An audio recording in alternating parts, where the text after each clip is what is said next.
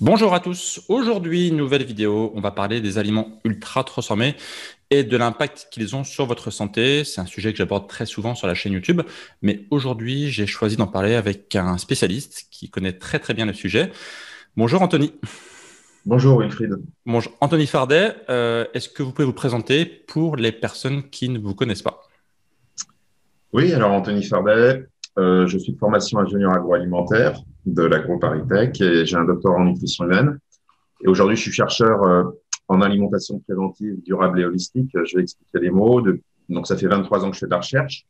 Euh, Mon sujet de recherche aujourd'hui, c'est d'étudier de façon assez systématique et très générique le lien entre la transformation des aliments et la santé dans le cadre de systèmes alimentaires durables, avec un focus sur les aliments ultra transformés, leur place dans les systèmes alimentaires durables. Et puis aussi, je m'intéresse depuis très longtemps à ce qu'on appelle l'effet matrice. On pourrait y revenir parce Ouais, que ouais, on va en reparler, ouais. c'est à la base, c'est vraiment le concept de base de l'ultra transformation, c'est-à-dire qu'on va changer de vision. On va passer de la vision de la composition et des nutriments à la vision de la matrice alimentaire dans sa complexité. Alors, alimentation préventive, ça veut dire quoi? Mon job, c'est d'essayer de trouver des éléments, des facteurs, des paramètres qui vont pouvoir être appliqués pour vivre longtemps en bonne santé, parce qu'aujourd'hui, on vit longtemps, mais pas en bonne santé. On est, on vit en bonne santé jusqu'à 63,5 années et l'espérance de vie théorique, c'est 83,5 années. Donc, on vit 20 ans avec une maladie chronique, une affection longue durée. Et avec l'alimentation, on pourrait gagner de nombreuses années de vie en bonne santé, probablement jusqu'à 70 ans. Donc, l'enjeu est considérable. Alors pourquoi durable? Parce que on peut pas manger seulement bon pour soi, mais pour la planète. Et la bonne nouvelle, c'est que les deux sont tout à fait compatibles, comme on va le voir. Et enfin, holistique, c'est le mot-clé de mon approche scientifique. Sachant qu'en alimentation et en nutrition, l'approche qui a quand même dominé jusqu'à aujourd'hui, c'est le réductionnisme, c'est-à-dire, Mhm. pour faire simple, on a résumé le potentiel santé de l'aliment à l'effet santé de ses nutriments. Donc, on va voir que cette vision est en fait erronée et qu'il faut revenir à une vision plus globale de l'aliment, le prendre dans sa complexité, donc une vision holistique.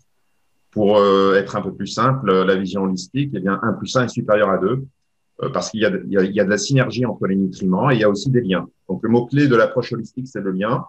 Et donc, moi, je m'intéresse aux liens dans l'aliment, aux liens dans l'alimentation, donc alimentation, santé globale. Et donc, tandis que l'approche réductionniste va plutôt s'intéresser aux parties d'un système et non pas aux liens. Voilà, pour résumer. Ok. Et du coup, vous avez écrit un livre sur le sujet qui s'appelle Halte aux aliments ultra transformés, mangeons vrai aux éditions Thierry Soucard. Si Oui. les gens veulent aller plus loin et donc lire votre livre, je mettrai les références du coup en description de la vidéo. N'hésitez pas à aller jeter un petit coup d'œil. C'est un très bon livre qui va justement vous expliquer en détail qu'est-ce que les aliments ultra transformés, qu'est-ce qu'il y a comme problème à l'intérieur et comment essayer de vous en passer. Alors justement, aujourd'hui, on va en parler en détail de tout ça. Ouais. Anthony, est-ce que vous pourriez nous définir ce que c'est justement qu'un aliment ultra transformé? Et parce qu'en fait, on dit ultra, donc c'est-à-dire qu'il y a peut-être des juste transformés, il y a des Ouais. aliments bruts. Quelles sont les différentes échelles qu'on va rencontrer dans les aliments qu'on va acheter Alors, je pense qu'on va trouver du coup en grande surface, puisque forcément, ce sont des aliments principalement manufacturés en fait. exactement, c'est 2 tiers des produits étiquetés emballés en grande et moyenne surface en France, donc c'est quand même une grosse proportion. Alors, un petit historique très bref. Donc, le concept est né en 2009 sous l'impulsion d'épidémiologistes brésiliens de l'Université de Sao Paulo, qui ont observé donc dans la population brésilienne que l'explosion de certaines maladies chroniques, notamment surpoids, obésité, syndrome métabolique et diabète, avait plus à voir avec le degré de transformation des aliments qu'avec leur composition. Donc, c'était un changement de regard gigantesque. C'est un peu comme passer de la terre plate à la terre ronde. Eh oui. Donc c'est très important. Donc, en fait, qu'est-ce qu'ont observé ces Brésiliens? Eh bien, ce soir ou demain, si vous allez dans votre cuisine, on peut observer qu'il y a 4 types d'aliments. Vous avez les aliments bruts ou peu transformés, auxquels on n'ajoute rien. Donc, ça va être les fruits, les légumes que vous achetez, le poisson frais, la viande, etc. Vous avez ensuite des ingrédients culinaires dans vos placards pour assaisonner vos produits. Donc, on va trouver le sel, le sucre, le gras.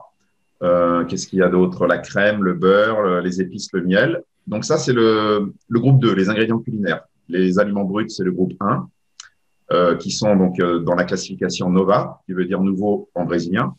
Enfin, le groupe 3, c'est assez simple. Ils sont rendus compte que quand on ajoute des ingrédients culinaires à des aliments peu ou pas transformés, ça donne des aliments normalement transformés groupe 3 NOVA, donc qui correspond aux plats que vous faites à la maison. Quand vous mettez vos ingrédients culinaires avec les aliments bruts ou peu transformés. Ça peut correspondre au plat des terroirs. Par exemple, en Auvergne, on a la truffade, la bouillabaisse à Marseille, ou quand vous allez au restaurant, dans des restaurants spécialisés. Et puis, ça correspond à peu près à un tiers des aliments industriels étiquetés emballés, en grande et moyenne surface. Mais ils se sont rendus compte qu'il y avait un quatrième type d'aliments qui est apparu après-guerre, j'y reviendrai, qui sont les aliments ultra transformés. C'est-à-dire qu'ils ont d'abord des listes d'ingrédients très, très longues. Et souvent, pour une même recette que vous faites à la maison et cet aliment industriel, la liste d'ingrédients peut être multipliée par 2 ou par 3. Et dans cette liste d'ingrédients, vous allez trouver beaucoup de noms un peu bizarres, beaucoup d'additifs. Et donc, ce qui caractérise un aliment ultra transformé, c'est donc la présence d'un marqueur d'ultra transformation ou un MUT ou un agent cosmétique. Et ces marqueurs d'ultra transformation sont de 3 types. Ce sont des ingrédients, des additifs ou des traitements technologiques très drastiques. Alors, les ingrédients, c'est des sucres, des protéines, des fibres et des matières grasses qui sont isolés par fractionnement ou cracking alimentaire, qui est un nouveau procédé technologique qui est apparu après-guerre avec le maïs, qui a donné le sirop de glucose fructose, le premier ingrédient craqué et ultra transformé. Donc, les ingrédients, les sucres ultra transformés, vous avez des sirops de glucose fructose, des sirops de glucose, des maltodextrines, le sucre inverti, les polydextroses, l'extrait de malt d'orge. Vous avez dans les protéines, vous avez les isolats de protéines, de soja, de pois, de gluten, de blé, les protéines hydrolysées aussi. Dans les matières grasses, vous avez les matières grasses raffinées hydrogénées. Et enfin, vous avez aussi les isolats de fibres. Ensuite, vous avez les arômes, qui sont des ingrédients et pas des additifs. Donc, il y a quand même plusieurs milliers d'arômes utilisés, qu'ils soient naturels ou artificiels. Ça reste des marqueurs d'ultra-transformation, parce que dans les 2 cas, ce sont des molécules purifiées ou obtenues par synthèse chimique. Ensuite, vous avez les additifs, qui sont… Alors, les additifs marqueurs d'ultra-transformation, ce ne sont ni les antioxydants ni les conservateurs. Ce sont principalement ce qu'on appelle des additifs cosmétiques pour modifier goût, couleur et texture. Donc, les texturants, les exhausteurs de goût, les édulcorants, les colorants. C'est souvent pour améliorer le produit, en fait, parce que souvent, de base, il n'est pas très bon, il n'est pas très sexy, donc on va mettre des choses pour justement le rendre un peu appétissant, quoi, j'imagine. Voilà, c'est l'idée de ce terme de cosmétique qui caractérise ces marqueurs d'ultra-transformation. On est bien dans l'idée de maquiller, en quelque sorte, et de redonner une seconde vie à l'aliment. Donc, on va exacerber la couleur, parce qu'on achète avec les yeux. Ensuite, on exacerbe ou on modifie l'odorat avec les arômes. Et ensuite, en bouche, on a la texture et le goût avec les exhausteurs de goût, les édulcorants, les texturants, les émulsifiants, les lécithines, etc. Et vous avez un 3e type de marqueur d'ultra-transformation. Donc, on a bien compris que tout ce que je viens de dire, c'est issu du cracking alimentaire, de la purification et de la synthèse chimique. Et les autres catégories sont des traitements technologiques qui eux aussi, ne sont pas utilisés à la maison, comme le cracking.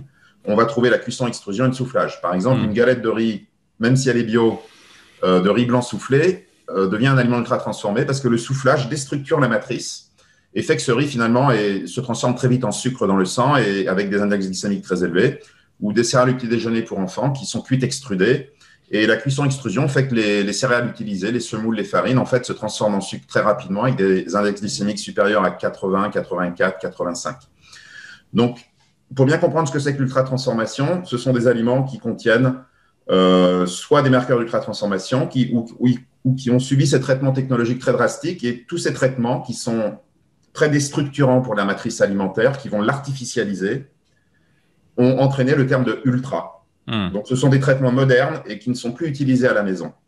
Voilà. Et donc, quand on corrige quelque chose dans l'aliment, par exemple, pour lui redonner de la consistance, on va mettre un texturant, mais ça peut modifier le goût, donc on rajoute quelque chose pour le goût, et ensuite, si ça modifie la couleur. Donc, c'est un peu un cercle vicieux où on est obligé de rajouter à chaque fois quelque chose pour compenser l'effet secondaire du premier ingrédient qu'on a ajouté. Voilà, c'est ça l'ultra-transformation. Et ces aliments, après, ont des caractéristiques qualitatives qui ne sont pas absolues, mais qui sont indicatives. On va retrouver des emballages très colorés, des promotions, des portions individualisées. Le but là aussi, c'est rendre sexy l'emballage pour attirer l'œil. Et notamment, vous parliez tout à l'heure des céréales pour les enfants, par exemple. Le but, ça va être de les attirer avec des couleurs, des personnages, des choses qui vraiment est attirant, en fait. Oui, c'est un marketing très bien orchestré.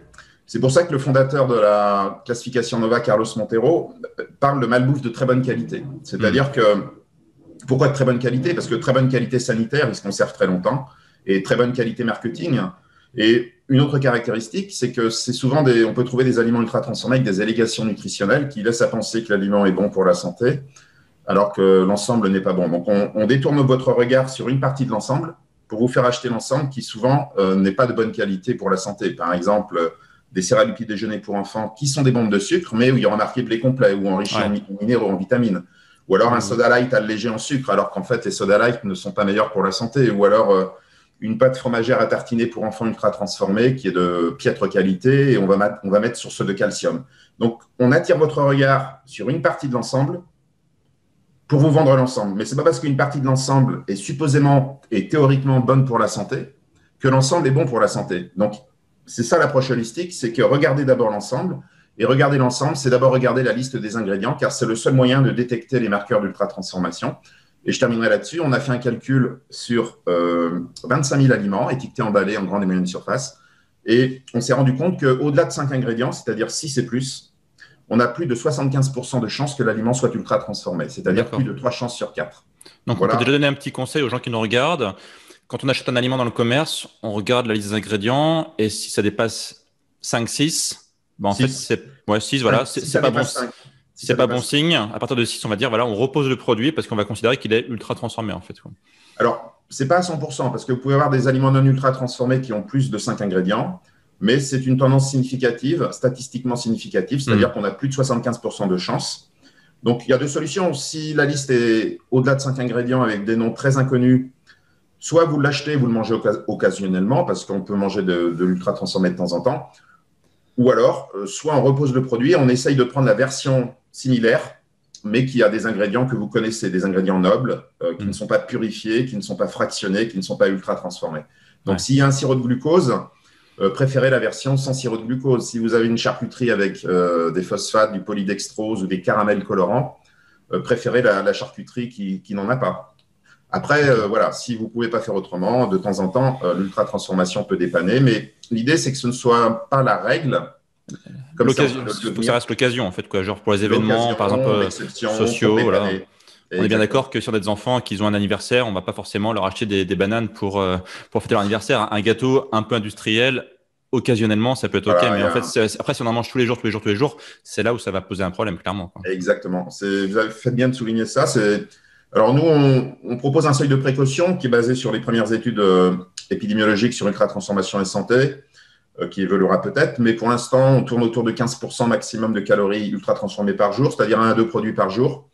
D'autres chercheurs anglo-saxons parlent de 10%. Donc, en gros, voilà, un ou deux produits ultra-transformés par jour, a priori, il n'y a pas de risque pour la santé. Donc, l'idée, voilà, c'est l'exception.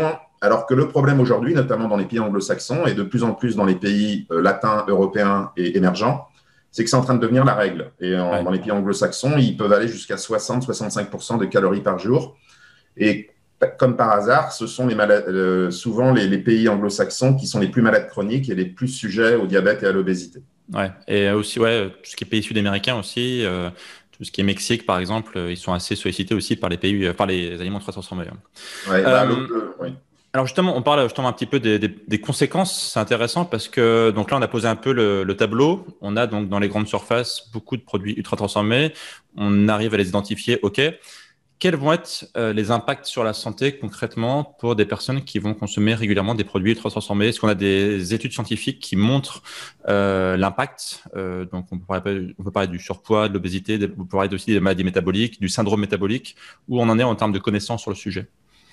Oui, alors c'est une question importante. Donc, avec le concept proprement dit d'aliments ultra transformés, on approche des 70 études épidémiologiques. Je tiens à préciser qu'avant que le concept n'apparaisse, il y avait déjà beaucoup d'études sur des aliments ultra transformés, mais qui n'étaient pas appelés tels quels.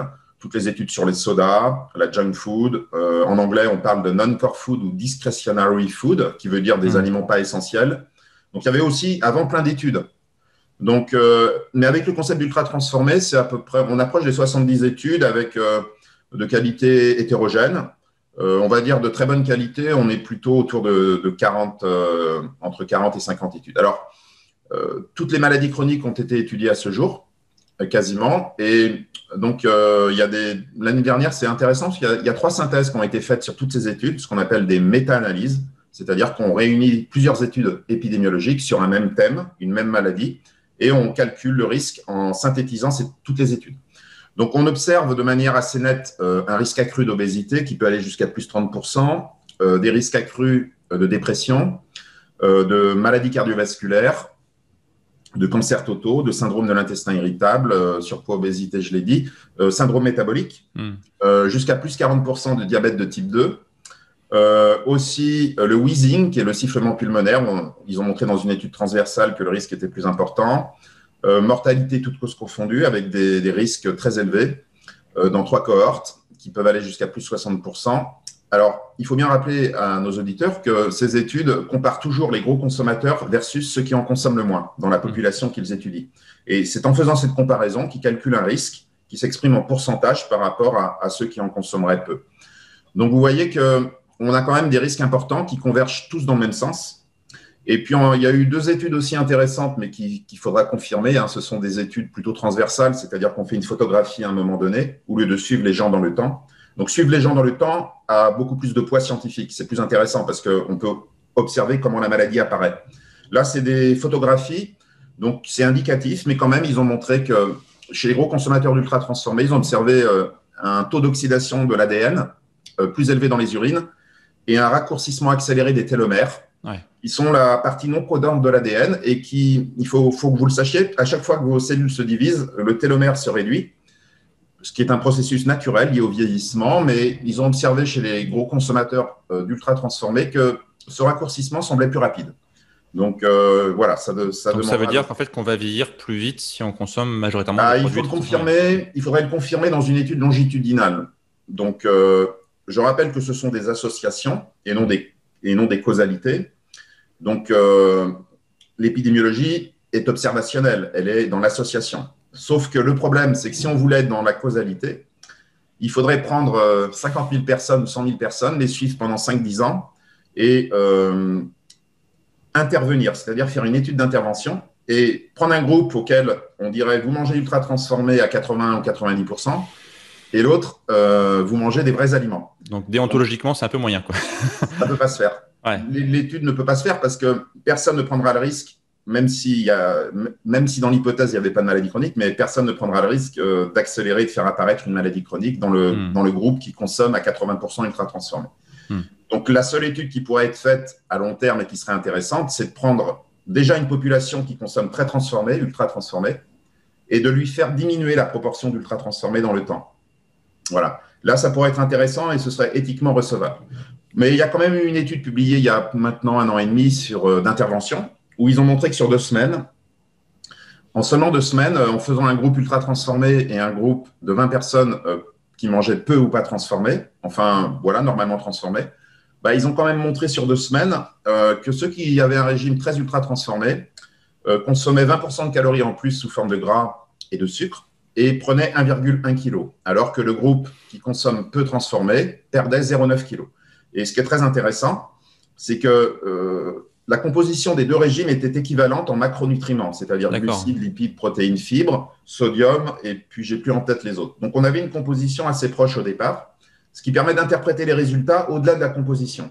Et donc, ce qu'ils ont montré, c'est qu'en 1 minute, les consommateurs ultra transformés consomment 56% de calories en plus. Donc, on a quelque chose dans la matrice de l'aliment, dans son artificialisation, qui nous fait consommer beaucoup plus. Sans doute parce qu'on mastique moins, ce sont des aliments qui demandent moins de mastication, qui sont très appétants, très attractifs. Et donc, une autre étude a confirmé qu'on pouvait consommer même jusqu'à 100% de plus, c'est-à-dire 2 fois plus de calories par minute, si l'on compare des aliments ultra transformés à des peu ou pas transformés, avec un effet qui est statistiquement significatif. Donc, on voit bien que le cœur de l'ultra-transformation, au-delà de la composition, c'est vrai, on mange plus de sucre, sel ou gras, mais c'est un effet. Mais la cause première semble être très associée à la dégradation excessive des matrices alimentaires et à leur artificialisation qui les rend très attractifs et qui peut nous pousser à consommer plus que de raison. Ah oui, parce que du coup, souvent, ce sont des aliments qui ont une haute palatabilité, comme on dit. En fait, ils sont très palatables. En fait, donc c'est-à-dire qu'ils vont nous donner envie d'en manger encore plus. On commence à en prendre et c'est compliqué de s'arrêter souvent, quoi. Oui, parce qu'en fait, ils sont conçus pour atteindre l'optimum de l'attractivité sensorielle. Donc, l'ultra-transformation, on est bien dans l'idée d'exacerber la sensorialité, de modifier le goût, couleur, arôme et texture. parce qu'on achète un aliment d'abord avec les sens avant de l'acheter pour la santé. C'est-à-dire que s'il est bon pour la santé, mais qu'il ne plaît pas au sens, on ne l'achètera pas, moi le premier. Donc, on a très vite compris que si on corrigeait des goûts indésirables, si on masquait des goûts indésirables, si on les exacerbait surtout, bah, c'est très intéressant parce que voilà, si l'aliment nous plaît beaucoup au niveau gustatif ou sensoriel, bah, on va en manger plus que de raison, probablement plus 20% que nécessaire. Donc, consommer plus 20%, c'est des profits énormes derrière, c'est énorme. Ensuite, on va le racheter. Et si les enfants ou les adolescents sont ciblés très tôt, on peut les habituer à ces goûts très standardisés, très exacerbés et artificiels, qui sont peu exigeants, qui sont très faciles d'accès, et on en fait des clients à vie. Donc, c'est triplement rentable. C'est un peu comme de la drogue, en fait, quoi. On donne une sorte de shoot et après, voilà, t'es addict, tu restes avec nous, quoi.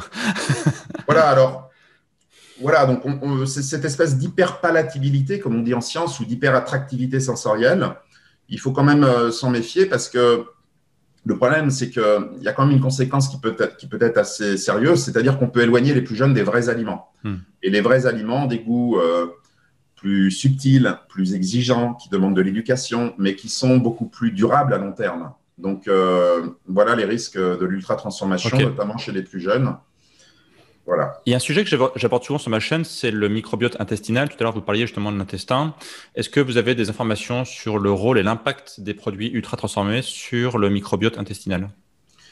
Alors, oui, on a quelques éléments. Il n'y a pas encore beaucoup d'études qui ont utilisé le concept d'ultra-transformé par rapport au microbiote, mais on a quand même des éléments qui montrent que le régime occidental, en anglais on dit « the Western diet », qui est très riche en calories animales et ultra-transformées, est associé à une moins bonne biodiversité microbienne. Ça, c'est bien démontré par rapport à un régime type méditerranéen ou riche en produits végétaux, de vrais aliments. Donc, on a une diminution de la biodiversité microbienne. Et je sais qu'il y a des chercheurs qui travaillent sur le rôle des additifs, qui sont souvent nombreux dans ces aliments, qui sont des véhicules de beaucoup d'additifs, sur le microbiote, avec aujourd'hui des résultats qui peuvent alerter voilà, sur la perméabilité intestinale, le dérèglement du microbiote, mais ce sont plutôt des travaux en cours, notamment, je crois qu'à l'INRA de Toulouse et le labo Toxalim, ils travaillent sur ces choses-là, notamment les additifs sur le microbiote. Je pense qu'on en saura un peu plus dans les années à venir. On pourrait dire qu'on est un peu en train d'ouvrir la boîte de Pandore. Voilà. Bon, ce qu'on sait aussi, et pour s'éloigner un peu du microbiote, il y a quand même eu un débat qui dure depuis une trentaine d'années sur les colorants et l'hyperactivité des enfants le matin. Et il y a plusieurs études qui ont montré qu'en réduisant les additifs de type colorant, eh bien, on réduisait l'hyperactivité des enfants le matin. Donc, on a quand même des éléments qui montrent que tous ces additifs peuvent quand même poser problème quand ils sont consommés en grande quantité et surtout avec très peu de recul sur l'effet cocktail. L'effet cocktail, c'est quoi? C'est que si un additif est sans risque seul, peut-être qu'en interaction avec d'autres additifs, ce qui peut être le cas si vous consommez beaucoup d'aliments ultra-transformés, eh bien, cette interaction avec un autre additif peut le rendre délétère. Voilà, c'est ça l'effet cocktail et on a très, très peu de recul là-dessus. OK. Tout à l'heure, vous parliez un peu de la matrice des aliments et le fait qu'on les dissociait. Est-ce que vous pouvez nous en parler un petit peu plus? Notamment, vous parliez tout à l'heure de l'approche réductionniste de la nutrition. Oui. Est-ce que vous pouvez détailler un petit peu ce sujet qui est ultra passionnant et je pense qu'il va intéresser nos auditeurs? Oui, alors, pour bien comprendre l'effet matrice, représentez-vous un aliment. Un aliment, c'est la combinaison de deux fractions. Si on veut définir son potentiel santé de manière globale. La composition, qu'on connaît bien, que moi j'ai appelé la fraction réductrice ou réductionniste, parce que c'est les parties, nutriments, lipides, etc., protéines. Mais il y a une deuxième fraction qui a été négligée, qui est la fraction matricielle, qui résulte de l'interaction de ces nutriments. Et ça, c'est la fraction que j'ai qualifiée d'holistique, parce qu'elle prend l'aliment dans sa globalité, et qualitative, non plus quantitative. Parce que quantifier une matrice, c'est… Voilà, plus on s'approche vers des choses globales, plus on va vers le qualitatif. Est-ce qu'on peut prendre un exemple pour bien illustrer ça voilà. Alors, en fait, pour définir simplement l'effet matrice, eh bien, ça veut dire que deux aliments de même composition, mais qui ont une matrice différente, ne vont pas avoir le même effet santé. Par exemple, si vous prenez une amande entière, donc sa matrice, elle est solide, elle est oblongue, ovale, plus ou moins poreuse, etc. Donc, la matrice de l'aliment, c'est l'architecture tridimensionnelle de l'aliment, telle que vous l'achetez. Une pomme, par exemple, a une matrice ronde, verte, solide, plus ou moins poreuse, etc. Et si vous broyez très finement cette amande, comme une poudre d'amande qu'on peut acheter dans le commerce. En théorie, vous avez la même composition. Et pourtant, il y a des effets physiologiques, métaboliques et santé très différents.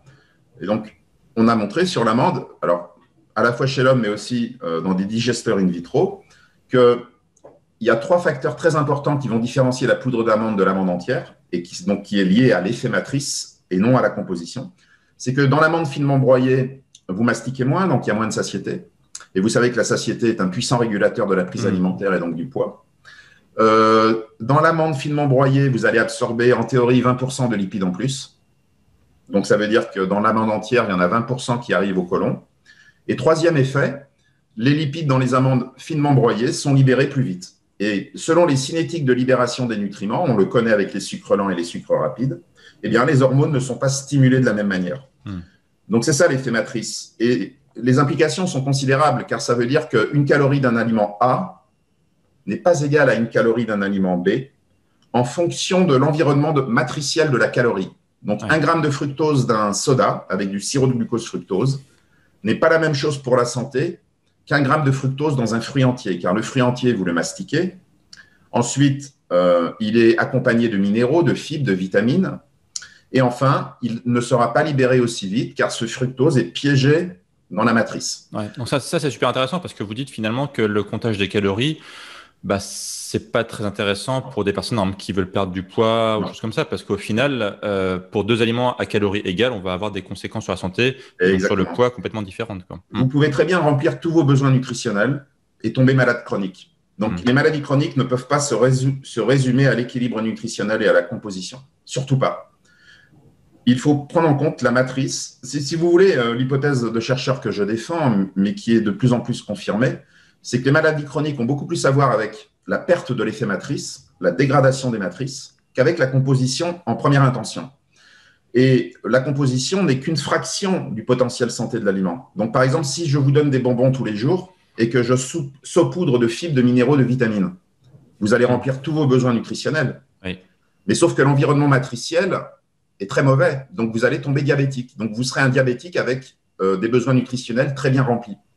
Donc, on ne peut pas réduire l'effet santé d'un aliment à son équilibre nutritionnel. Ça n'a pas de sens. L'équilibre nutritionnel, d'autant plus se faisant sur une semaine, plutôt que sur un seul aliment. Parce que si vous réfléchissez, vous verrez que tous les aliments fournis par la nature sont déséquilibrés nutritionnellement. Il n'y en a pas un seul qui, à lui seul, remplit les besoins nutritionnels, à part le lait maternel, peut-être. Oui. Donc, il faut sortir du paradigme et de la vision nutricentrée, où on ne sait plus à quel nutriment se vouer, pour basculer dans une approche holistique de l'aliment et se focaliser sur le degré de transformation et le fameux effet matrice, qui est fondamental si on veut prévenir les maladies chroniques. Donc, en fait, ça veut dire que concrètement, pour les gens qui nous écoutent, là, pour apprendre à bien manger, pour faire très, très simple, on va essayer de prendre les aliments tels qu'ils sont et nous-mêmes, en fait, quasiment pas les transformer, en fait. Alors, les prendre tels que la nature nous les donne, en fait. Alors, oui et non. Alors, c'est une question importante. Si vous voulez, c'est une question de hiérarchie. C'est-à-dire que comment bien manger? Alors, d'abord, bien manger, je peux vous le dire, c'est très simple, en fait, de bien manger. Et c'est justement l'approche réductionniste, focalisée sur les nutriments, qui a généré de la confusion et même des maladies chroniques. Parce que c'est ce que j'appelle l'ultra-réductionniste. À force de tout fractionner, tout fragmenter, on génère de la confusion, des contradictions, et finalement, cette pensée-là a contribué aux maladies chroniques. Donc, la première question à se poser, c'est quelle est la qualité globale de notre régime, d'abord, sur une semaine. Nous, on l'a défini dans notre laboratoire comme la règle des 3 V, végétal, vrai, varié, c'est-à-dire davantage végétalisé, vrai par opposition à faux aliments ultra-transformés, donc réduire les ultra-transformés, et ensuite varié, le plus possible, les vrais aliments, parce que varier les ultra-transformés n'a pas de sens. Et donc, vous voyez que ces 3 règles sont très qualitatives, simples, génériques, et sont suffisantes pour bien manger. Le soir, en rentrant chez vous, les seules questions à vous poser, c'est je végétalise davantage, je réduis les ultra-transformés et je diversifie au maximum. Si possible, de temps en temps, quand c'est possible, bio local et de saison. Et vous voyez que je ne parle ni de nutriments, ni d'aliments, ni de groupes d'aliments. De calories. Je vous parle des 3 dimensions. Donc, les 3 dimensions, c'est le ratio produits animaux sur végétaux, le degré de transformation et la diversité.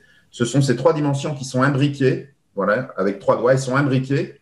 Et c'est elles qui gouvernent la relation alimentation-santé globale, c'est-à-dire humaine et planétaire. Donc, il faut avoir ces 3 dimensions en tête quand vous faites vos choix alimentaires. Mais comme on n'achète pas des régimes, mais des aliments, et qu'on mange des aliments, hein, je vous rappelle qu'on ne mange pas de nutriments, on mange des aliments. Oui. Et donc, quand vous choisissez vos aliments, la seule question à vous poser, c'est le degré de transformation. Donc, c'est-à-dire lire la liste des ingrédients, comme on vient d'en parler tout à l'heure, et puis choisir des vrais aliments. Et voilà, vous voyez, on n'a pas besoin d'aller plus loin pour bien manger. Alors, ces règles sont dans le préventif, hein. Je ne parle pas du curatif, je ne suis pas médecin, ça n'est pas mon domaine.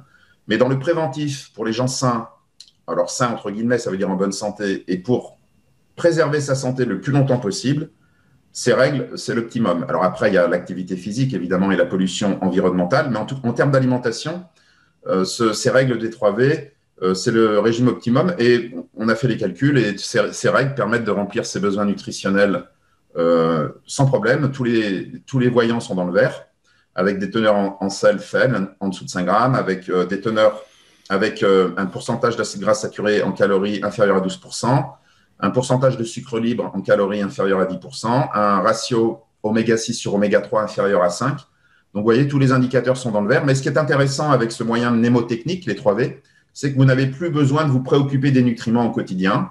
Et bien manger devient un acte très simple et démocratique qui est à la portée de tout le monde et pas seulement au bac plus 5 ou au bac plus 8. Et pour terminer sur la matrice, il y avait une idée qui était intéressante que je voulais souligner.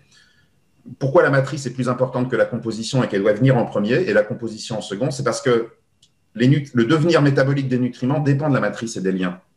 Donc, pour avoir une phrase un peu simple, on pourrait dire que la matrice ordonne et les nutriments obéissent. Vous voyez? C'est comme un attelage.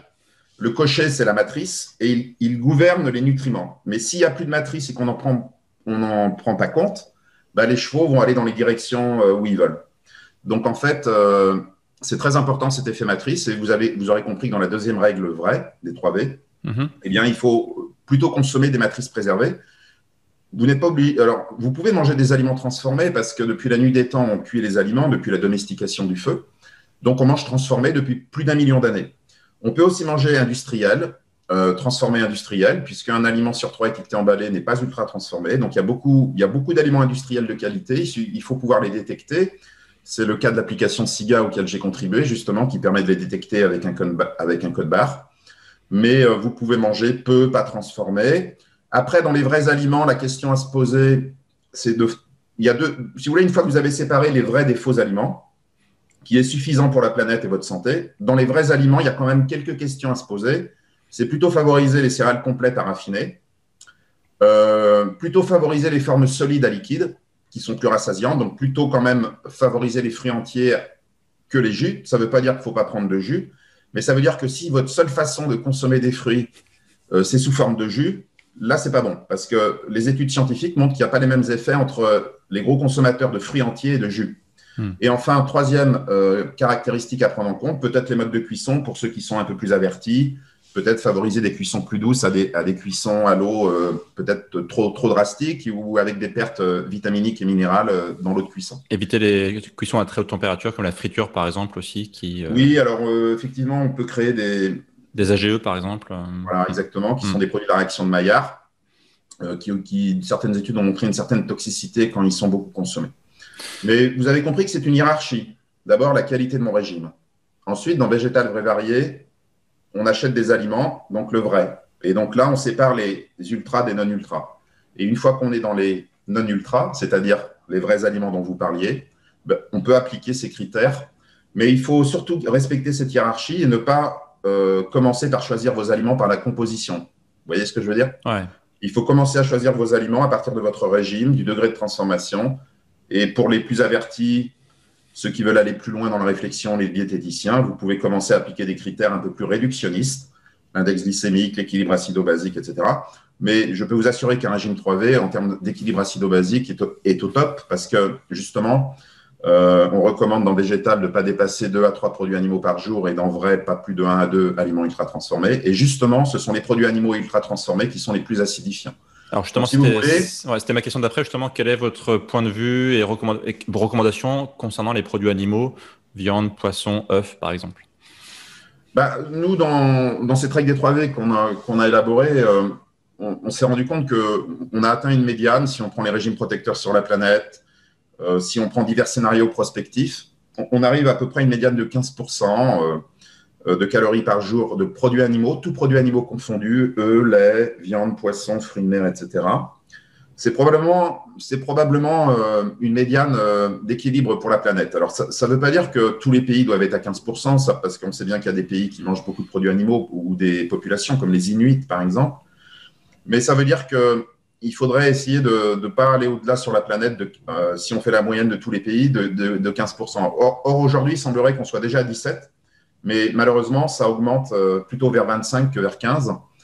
Donc, 15% de calories animales par jour, ça fait, on va dire 3 produits animaux par jour. Tout dépend de ce que vous achetez. Ça veut dire un produit animal par repas est suffisant.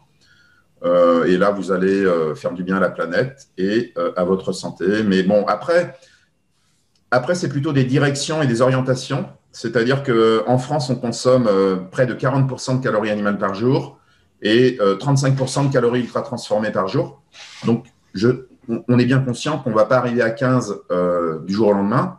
Donc, l'idée, c'est plutôt de dire aux gens, réduisez les aliments ultra transformés, réduisez les produits animaux. Alors, peut-être d'abord passer de 40% de calories à 30, déjà, c'est pas mal. Ensuite, peut-être à 25, etc. Donc, l'idée, c'est plutôt de donner une direction et un axe. Ok, super. Et justement, pour les gens qui ont un peu de mal à s'y retrouver là-dedans, je sais qu'il y a pas mal d'applications, vous en parlez tout à l'heure, qui sont un peu sorties comme Foodwatch, Yuka, par exemple. Qu'est-ce que vous en pensez? Est-ce que vous pensez que ce sont des bonnes choses pour que les gens ils y voient plus clair quand ils sont dans les rayons des magasins? Alors, d'abord, une application ne sera jamais suffisante pour bien manger. Bien manger, vous l'avez compris, il faut d'abord vous poser des questions sur la qualité globale de votre régime. Donc, ça peut être considéré plutôt comme un appui. Par rapport à ce dont on a parlé tout au long de cet entretien, vous aurez compris que moi, ce qui m'intéresse, c'est d'aller du global au spécifique et que ce qui est important, c'est le degré de transformation.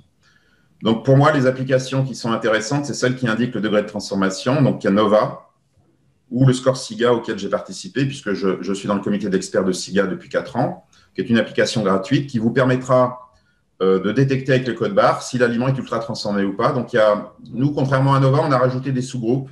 Nova, je vous rappelle, c'est peu pas transformé, ingrédients culinaires, transformé, ultra transformé. Nous, dans chacun des groupes, on a rajouté un sous-groupe. Donc, nous, on a distingué les peu pas transformés. On a des ingrédients culinaires, on les a mis dans peu transformés. Ensuite, dans les transformés, on a pris en compte la teneur en sucre, sel, gras ajouté. Donc, on a transformé équilibré, transformé gourmand. Ça en fait 4 groupes. Et dans les ultra transformés, on a distingué 5 groupes et 3 pour le consommateur, avec des paramètres un peu plus réductionnistes, comme le nombre de marqueurs d'ultra transformation, les teneurs en sucre, sel et gras, la présence d'additifs à risque et un potentiel effet cocktail, évidemment, des additifs. Donc, on a une granularité un peu plus fine que Nova pour le consommateur. Et vous voyez qu'on a fait la synthèse de la composition et de la matrice, c'est-à-dire on a pris en compte la réflexion sur les approches holistiques et réductionnistes dans cette application. On commence avec le global, le degré de transformation, et ensuite on va vers des critères plus spécifiques et un peu plus réductionnistes. Okay. Donc, le problème des scores de composition dans le monde, c'est qu'il ne vous empêchera pas de manger ultra transformé. C'est-à-dire que si vous commencez par choisir vos aliments par le bas et la composition, eh bien, comme je vous ai dit, d'abord, aucun aliment n'est équilibré nutritionnellement, ça n'existe pas à part le lait maternel. Et donc, vous allez vous retrouver, comme ça a été montré en Australie, en France et aussi probablement, c'est la même chose avec le traffic light en Angleterre, c'est que si vous choisissez sur la composition, vous allez vous retrouver avec plus d'un aliment sur 2 bien noté qui est ultra transformé. Ouais. Donc, si vous voulez, il ne faut pas commencer par la composition pour choisir des aliments. Il faut commencer par, je le répète, la qualité globale de votre régime. Donc, nous, on l'appelait 3V. Et ensuite, le degré de transformation. Voilà. Et donc, il faut qu'il y ait cette hiérarchie. Parce que des fois, il y a des applications qui donnent le score Nova et d'autres scores de composition. Mais il n'y a pas la hiérarchie. Alors, on se retrouve avec des scores AB bien notés en composition et le produit est ultra transformé. Donc, comment fait le consommateur pour bien comprendre? Donc, pour bien comprendre, il faut redonner cette hiérarchie. Je commence d'abord par la transfo et la composition en seconde intention, mais pas dans l'autre sens. Ok. Du coup, on mettra le nom et les références de l'application que vous avez citée en description de la vidéo pour les gens qui veulent la télécharger et l'utiliser au quotidien. Merci Anthony en tout cas pour toutes ces informations. Je vous laisse le mot de la fin pour peut-être donner un conseil, même si il y a déjà beaucoup pendant cette vidéo, mais le mot de la fin pour aider les gens à mieux manger au quotidien. Bah oui, le mot de la fin, c'est d'abord de dire que bien manger est très simple quand on adopte une approche globale et holistique. Et je voudrais insister sur le fait que l'acte alimentaire est un acte d'abord humaniste de partage, qualitatif. Et donc, le mot-clé de l'approche holistique, c'est de recréer du lien dans l'alimentation, là où on a tout fragmenté et on a perdu le lien. On est passé de l'alimentation à la nutrition, la science des nutriments, ensuite aux ultra-transformés, ensuite au repas en poudre, et peut-être on arrivera aux gélules. Donc, vous voyez, on a réduit l'acte alimentaire. C'est ça le réductionnisme. Et on est passé à la fast-food, de la slow à la fast-food. Donc, il faut revenir à la slow food. Donc, et à la multidimensionnalité de l'acte alimentaire qui implique d'abord du plaisir, le plaisir humain, du partage, le plaisir gustatif.